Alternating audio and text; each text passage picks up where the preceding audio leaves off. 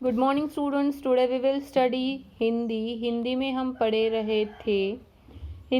पढ़ रहे थे नूतन ज्ञान का आनंद कि किस तरह एक वृद्ध व्यक्ति, जापान का एक वृद्ध व्यक्ति एक विद्यार्थी से चीनी भाषा सीख रहा था। उसे वो जिज्ञासा में, उसे वो पढ़ने की तल्लीनता में देखकर स्वामी रामतीर्थ आश्चर्यचकित हो रहे थे और उनके निकट जाकर खड़े हो गए थे। तभी वो जापानी वृद्ध व्यक्ति की नज़र उनके ऊपर पड़ी और उन्होंने उनसे बात की।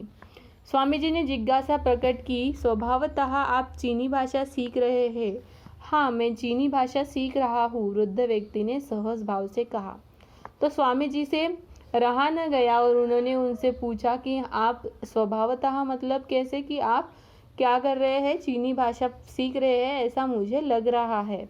तभी वृद्ध व्यक्ति ने बड़े ही सरल भाव से कहा कि हाँ, मैं चीनी भाषा सीख रहा हूँ। स्वामी रामतीर्थ ने पूछा, इस सीखने में आप कितने वर्ष लगाएंगे?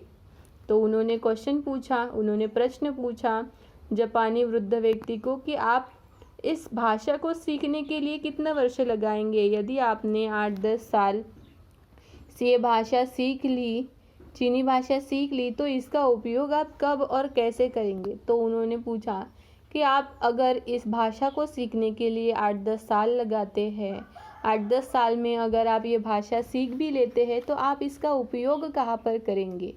यह सुनकर वृद्ध व्यक्ति की झुर्री वाले मुख पर मुस्कान तीर आई। ठीक है, उसने स्वामी जी से कहा, तुम्हारी उम्र कितनी है? तो यह स्वामी जी ने उन्हें कहा, तो वृद्ध व्यक्ति ने भी यह सुनकर क्या हुआ, उसका वृद्ध व्यक्ति ने उसका जो झुर्रिया वाला चेहरा था उस पर थोड़ी सी मुस्कान आई और उन्होंने कहा कि तुम्हारी कितनी उम्र है? स्वामी जी ने उत्तर दिया, मेरी अवस्था लगभग 30 वर्ष है। तो उन्होंने कहा कि मैं अभी 30 वर्ष का हूँ। स्वामी जी ने उत्तर दिया। ठीक है, स्वामी जी का उत्तर सुनकर वह वृद्ध व्यक्ति खिलखिलाकर हंस पड़ा।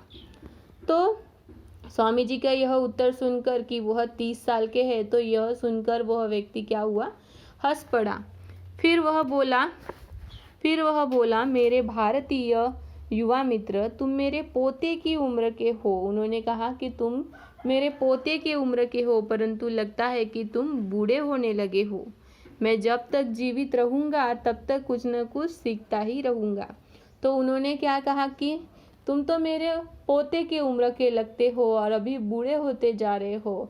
मैं तो जब तक जीवित रहूँगा तब तक मैं कुछ न कुछ सीखता रहूँगा।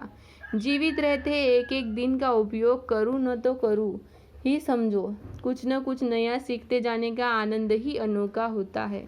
उन्होंने कहा कि हम हर वक्त कुछ न कुछ सीखते जाते हैं, उसका आनंद ही अलग और अनोखा होता है। मैं इस नूतन और अनोखे आनंद को छोड़ नहीं सकता। इस तरीके से वो वृद्ध व्यक्ति ने स्वामी जी को जवाब दिया। वृद्ध व्यक्ति की बात सुनकर स्वामी रामतीर्थ के मन में उसके प्रति श्रद्धा उमड़ पड़ी। यह बातें सुनकर स्वामी रामतीर्थ उनके प्रति श्रद्धा उमड़ पड़ी।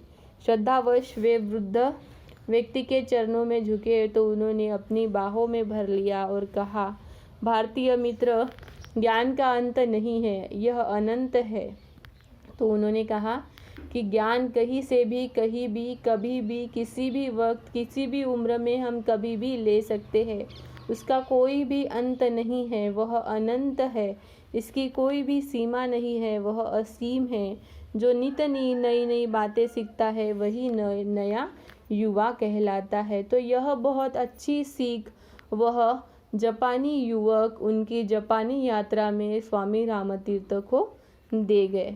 ठीक है स्टूडेंट्स, तो यहाँ तक हमारा ये चैप्टर ख़त्म हो जाता है। ये चैप्टर आपको पढ़ना है, ऑडियो बनाना है और आपके होमवर्क के कॉपी में लिखना है। ठीक है, इसके आगे हम देखेंगे इसके प्रश्न और उत्तर।